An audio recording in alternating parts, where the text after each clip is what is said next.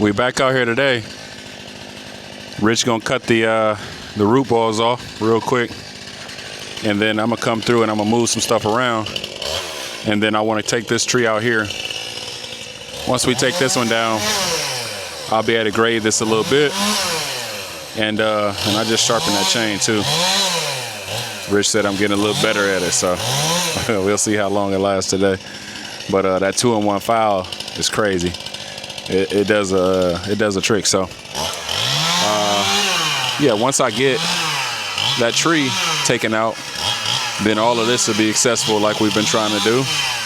We'll get the tractor out, and then we'll start to move this stuff to the burn pile. And anything that we can use for firewood, we've been keeping in a different pile, so we'll keep doing that. But yeah, let's get to it.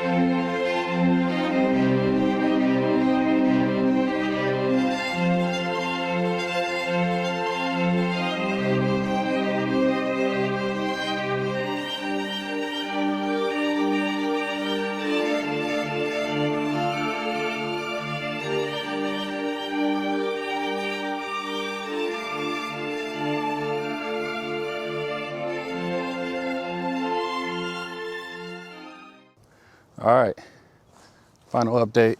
Got everything out. Graded it real quick. It's still sloppy, but it'll work for now. The Bobcat will fit in there. I might need to dig out 3 or 4 inches over there where the tracks go in. But other than that, we're looking real good.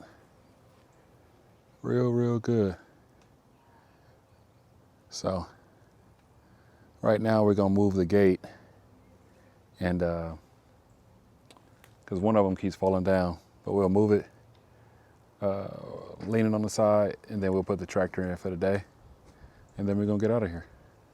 So thanks for watching, and we're gonna get out of here. Huh? If you put the tractor in here, we're gonna need to put that tarp up though. Oh yeah.